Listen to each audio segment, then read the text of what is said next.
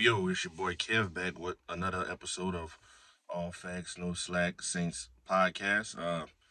New Year's Eve edition. Got about like at least about 3 hours where I'm at before it's New Year's, and I know a lot of other people right now. It's either already New Year's or it's about 30 minutes away, but I ain't done an episode in about a few weeks. Been busy with work and stuff, all that type of shit, but just trying to put something out there and get a little bit more consistent with at least these last 2 weeks after each game to give my content and thoughts and reviews and stuff about the Saints, what we should do and all that mess and all that. So just kind of play catch up right now. We're 6-9. We're on our first 2 game win streak for the season. Um, we've accomplished. Dennis Allen has broken a personal record for him of having the most wins he's ever had so far with 6. So we're 6-9. We're on our first 2 game win streak. We swept the Atlanta Falcons. What it was, I think 21-18. And then we come back and won the coldest game in Saints history against the Cleveland Browns in Cleveland, 17-10. Good defensive performance in that game. Uh, Atlanta game, they had your boy Tyler Algiers and what it is, Cordell Patterson. It was kind of wreaking havoc on us running, but we kind of stopped the little myth on us struggling against rookie QBs who predominantly mobile, which he is mobile, but he's not like Lamar Jackson, Jalen Hurts in that category of mobile, but he can move, and we kind of stopped that. But that was his first start, so not too much. But again, we always struggle with rookie QBs on their first start, but we didn't let that happen. They only had about 80 yards passing, so that was like a real good defensive performance outside of the rush defense, which I think allowed almost 300 yards, something like that, which wasn't good. But you would think from that game we'd be like, oh shit, man, we're going to face what top 2, top 3 running back in the league, maybe top 1 with Nick Chubb, and then you had your boy Kareem Hunt right behind him, and we going to play outside and it's cold. We like, bro, they about to feast on that shit. But nah, man, we actually held our own against him, and and we kind of put that shit to bed. Well, these cold weather teams can't play. These dome teams, warm weather teams can't play in the dome and cannot play in the cold. And again, that's the coldest game in Saints history. Was able to win it. Like it or not, um, look, man, and we're also gonna talk about the Sean Payton stuff. We're just gonna put it out there. Dennis Allen might be back next year. Again, I've been critical. We've deserved to be critical of him, but we know the Saints front office kind of don't want to do this thing of firing a guy within 1 year. He's done bad things, and things are just like, man, why? But again, if we being honest with it, they're not gonna fire him, and they're gonna look at it like this. They're gonna look at the injuries we've had on defense, and again, man, I'm not saying, look, if we could get a new head coach or somebody young, who's never done it before, who's willing to want to change shit around, I'm all for it. But if they want to run it back with him and get a different offensive coordinator, I'm with that too. I don't mind it. I'm not all ecstatic, but I'd rather just have somebody else calling plays, because if you just really look at it, that's what held us back this year. Yes, there have been coaching blunders and play calls in the games that we were in and shouldn't have lost. But if you think about it, the times the defense gave up, it was always at the end of these games. We was never just getting skull dragged, mollywopped, and just everybody was scoring on us. You know what I'm saying? Like these past 6 games, I think we've averaged only allowing 16 points. So even throughout the year, it's always been the offense that's kind of like been on the forefront of letting us down. Now, yes, they have played games where they've played better, have gotten it together, but more often than not, with 2 weeks left in the season, you have to say the defense still played better than the offense. And that's, man, and I saw something during before the Browns game, man. We've had 8 key starters that's been out throughout the year. And if you tell me our defense has been playing like that, missing 8 dudes, like key dudes, like dude, we haven't seen Marshawn Lattimore in 10 weeks since freaking Seattle Seahawks game. You know what I mean? Pete Warner, who was leading the league in tackles before he got hurt, he was out a month. And he come back for one game against Atlanta. Then, he was out with a hamstring, but I think that might have been preventive maintenance, for these next two, just for so he could be, ready for this last stretch. Um, you know what I mean? What Peyton Turner? You know what I'm saying? He been out. Who else is dealing with injury? Bradley Roby, you know what I'm saying? Marcus Meade kind of been in and out the lineup, so I can't really think of all eight at the top of my head. But we've been missing key guys, especially in the secondary. And we had Chris Harris Jr. out there playing, for crying out loud, and they've been doing pretty good. We was able to insert rookie Alante Taylor, which right now he's the best rookie on the team to me. I'm sorry. He stepped in for Marshawn Lattimore and have not missed a beat. I feel like we haven't missed a beat. Yes, Paulson Adebo has been on his slump and been getting these fourth quarter late PI calls on him. But if you just, again, take that part out of it, the cornerbacks have been holding it down. You know what I'm saying? So to get this type of production out of an unhealthy defense, and you go on Pete's side of the ball, I get it. I know everybody gonna say he's the head coach. It don't matter who, it's still falling on Dennis. I know it's still falling on Dennis, but when Sean was the head coach, the same energy wasn't given when he was allowing those defenses to be dog shit and was not putting the right personnel out there. It was, man, the offense could score, the defense was just bad. They wasn't putting it all on Sean. Fuck you. I was there. I know. Fuck you. I know what was going on. He did not get enough heat for those historically bad defenses he was allowing and personnel he was allowing back there. So if we're gonna do that, gotta get the same for DA. Again, if we can get better, if someone new at head coach, cool. But I'll save the Sean Payton part for later. I'm down with running back with DA with a new OC. Because I'm saying that because I'm preparing myself for that will be what happens. So I don't think they're firing this dude. Especially if we win these next two. 8-9, we was 9-8 last year. Quarterback carousel with injuries and injuries all over. And again, I mentioned all the injuries on defense. Remember, Michael Thomas was out. Jarvis Landry barely played. Mark Ingram was, in and out. Kamara missed 2 games. Penning, the left tackle that we drafted first round pick, he just got back in the lineup about 2-3 weeks ago, which I love how he's shaping up. But again, as I digress, the amount of injuries on offense as far as weapons, like consistent weapons, like with Taysom, Kamara, Chris Olave, Rashid Shaheed, and Jawan Johnson, has been pretty much there compared to what DA's defense.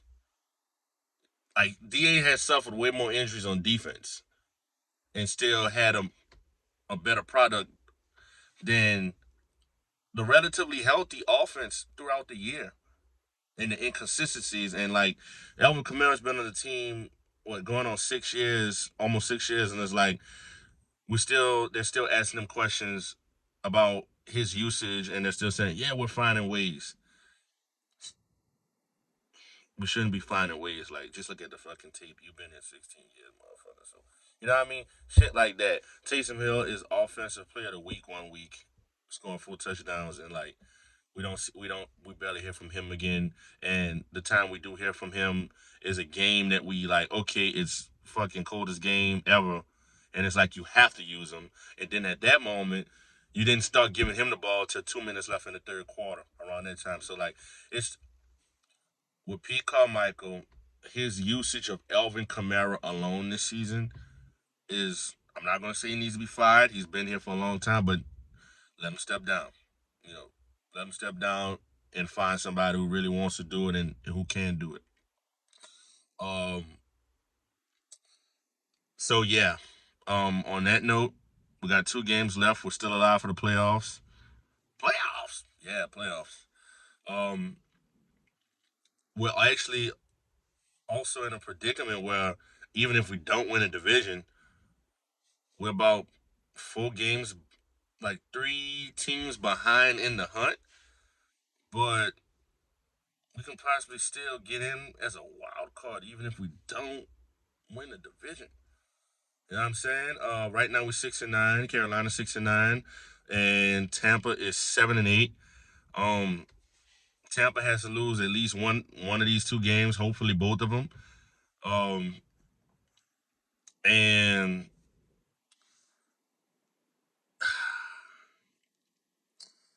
Carolina, we have to at least beat them because they beat us early in the year.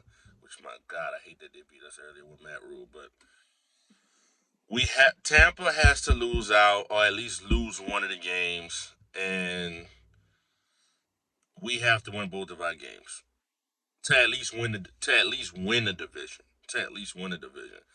Like everybody's expecting us to lose tomorrow, which it possibly can happen, will happen, and we need to at least beat Carolina because if they beat us, like there's no way we could win the division. Because if they beat Tampa and they beat us, they would have swept us.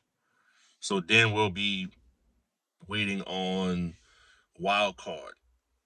And right now, Seattle's like 7-8, Detroit's like 7-8, Green Bay is like 7-8, and we'll be having to wait for in Washington, Commanders is like 7-7, and we'll be needing like all four of them to lose, and us to at least win one of our next two to like even. You know what I mean? Like that one's way harder. We really want the division, and that's what we need to focus on. So last but not least, we're gonna talk about the Sean thing. Sean's been, blowing more smoke where the smoke is fire. These past few weeks we've been hearing about him teaming up with Nick Fangio, All-Star cast, and Denver job is opening. Obviously the coach job is opening. Arizona, they possibly might not stick with Cliff Kingsbury. Again, well, Carolina looks like they're winning if they're smart. Oh God, hold on, what the crap? Shit, I went out. All right, that was crazy. If Carolina is smart, sorry about that. If Carolina is smart, they're gonna keep Steve Wilkes. Um, so I kind of may think that's out, but they've been saying Denver's gonna try to make a push. Um, Chargers was in the mix, but they're in the playoffs.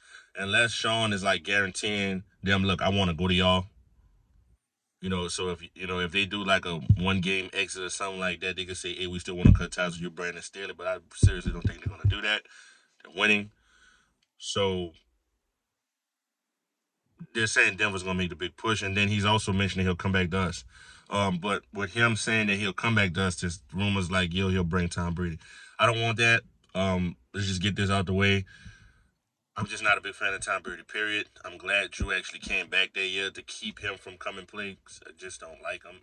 I, Look, go use somebody else, team up, and try to get your fun off somewhere else and use them as like a nut rag and, have your fun and do whatever you want. But even then, when he first went to Tampa, he was still very good. The drop off is there. He's thrown like 6 or 7, like he's at like 9. Um, he has like 6 picks and like at least 3 fumbles. Like I don't want to say takeaways, but you know what I'm saying. He has 9 turnovers within like the past like 3 weeks, maybe. You know what I'm saying. Sean, you like again, great coach, but you don't really get to like to me. You don't really get to decide like, yo, I'm coming back with Tom Brady and none of that. Nah, if you talking about you coming back, you have to come back with something better. Talk about Lamar Jackson. Hey, fuck, I love Danny Jones. Talk about bring Jimmy G. Talk about some shit like that. I even entertain Mike White if they let him go in free agency. But I'm not trying to get 10 years older in quarterback. I'm trying to get better. I'm trying to get younger, and I'm trying to, what I'm saying, I'm trying to get a little bit mobile. And you coming at me with a 46-year-old declining Tom Brady is not moving the needle for me. So I personally would like if he talk about coming back, I would rather trade him, get draft picks, and let's move on. Again, let's move on. Look, they're going to keep DA most likely. Move on with him. Get a new OC, a guy who's going to be able to train up a young rookie out the draft, and get somebody probably a little bit younger. If you want to run it back with Andy, he's been doing okay. He's been playing all right. Get somebody who could work with him. He's steady. You can keep Andy if you want, but you have to get a young guy. Again, I'm Hendon Hooker, Max Ducking type guy. But God, if we could trade up to get CJ Stroud or something like that, I'd love that. But anyway, as I digress, um, I'm more on the train of if he comes back, I'd rather trade him for the picks. But if they're like, hey, they want to go with him, I don't want the Tom Brady mess. Bring somebody in younger, and you got to make a promise like, yo, you got to train up a young QB because he failed to do it since he was here in his tenure with Garrett Grace and Ryan Griffin. It's always been guys who's already been in the league a few years, and I don't want him coming back and we're kind of going back in slow motion with the process. I kind of want to move forward. The league is getting younger. QBs are mobile. The white boys are mobile. You know what I'm saying? It used to be the black quarterbacks is like, they're going to be the mobile ones. Nah, look at Trevor Lawrence, look at Danny Dimes, look at Josh Allen. Like, we need to move on. And coming with a 46-year-old Tom Brady soon, I don't care if it's for a year or two. That's moving backwards. I'm sorry. So, again, if he does come back, it can't be with that Tom Brady stuff. And if it's up to me, I'm trading him to get the picks, and let's move forward and try to progress. We got young players and young people on the team that's kind of like contributing in a good way. I kind of want to keep moving forward instead of moving backwards, try to with the Sean Payton stuff. So again, all facts, no slack, Saints podcast. Y'all have a happy new year. Who that? Let's get this one, man. Let's go.